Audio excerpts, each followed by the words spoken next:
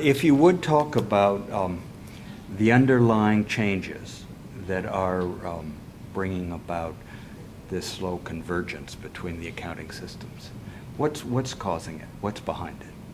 I think it really goes back 10, 15 years when there was concern in Southeast Asia over what appeared to be healthy companies, the Asian tigers, that suddenly collapsed in the face of their economic crisis. And it just revealed that financial reporting was just a veneer over the economics of the underlying businesses. So there's a call for an improvement, raising the standard to something that was internationally acceptable. But at that stage, nobody knew quite what was internationally acceptable. Since then, we've had other concerns that US GAAP, which had seemed invincible for so many years, suddenly at the beginning of the 2000s with Enron and WorldCom and other catastrophes that had happened, not all to do with accounting, but accounting was involved in many of them, that this caused people to question, in fact, whether detailed prescriptive rules were the answer to high-quality financial reporting.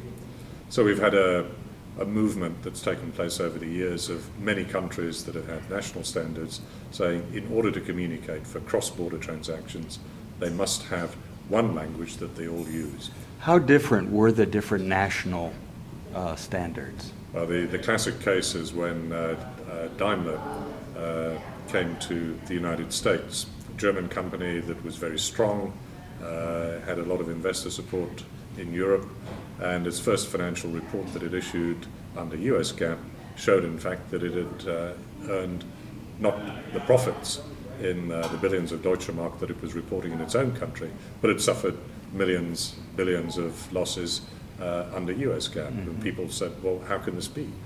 The company is strong and yet it reports losses. It was complying with standards and now the results are different. What do the results mean? So I think the short answer is that if you've got different rules for things which affect the timing of the recognition of revenues and profits, then if you choose just one point in time, the results will be different. Over time, of course, the economics of the company are that everything will be reported and the results will be the same. So the focus now has to be on, do you want to report the changes as they occur, or do you want to wait until some other event, like a realization event, occurs at a later stage?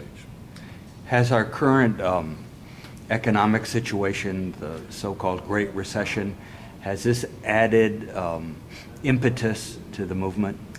Certainly, there were claims at first that it was actually caused by financial reporting. IFRS was considered to be the evil that had created the recession by requiring the use of, for example, the fair value of instruments traded in the debt markets that suddenly lost all of their value when people realized that they were worthless. We think that accounting was simply a medium of communication of the underlying economics, and it did seem to encourage the downward trend by reporting just how bad things were. But really looking back on it now that the dust has settled, as it were, the turbulence has eased a little bit, it actually gave us such a rich case study, I suppose you would say, in how effective the standards were. And we found some of them were not as effective as they should have been, and we're taking steps to improve those now. Others were reasonably robust, held up reasonably well, and investors have said they may not be perfect, but they give us the answer that we want, so let's stick with those. Do you see in the current climate now a certain inevitability to the convergence taking place? The only thing I see at my stage of life as inevitable is death. I'm an optimist, so I don't see death coming early.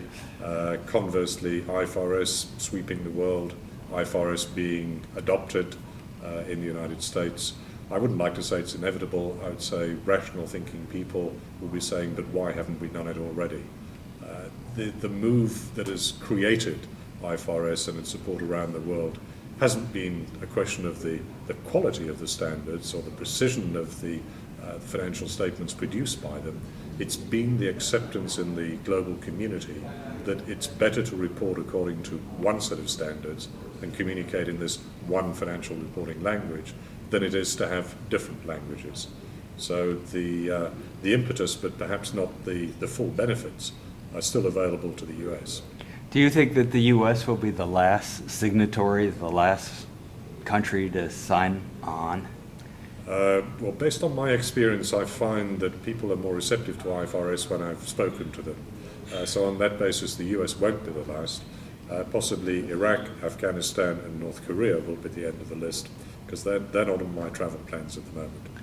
How about from the perspective of the business owner who will hire an accountant and an auditor, but doesn't have them in-house? What should he be doing now, and how concerned should he be? If he's got to hire important people from the outside, he should always be concerned anyway. But outsourcing has been a rational business decision over many years, that rather than employing somebody full-time in-house, to use the expertise of others from the outside. But that doesn't mean to say that the ultimate judgments and the responsibility for financial reporting can be outsourced as well. So the business owner needs to know what is important in his business and what he should be communicating to those who are perhaps private equity investors or perhaps bankers providing debt finance. The important thing about IFRS is that it is using a model that aligns much more closely with the way the business is structured. So it's looking at business economics and reporting those business economics in a financial reporting sense. We haven't achieved everything yet, but that's the direction that we're moving towards. So that makes it easier for the businessman to actually understand financial reports.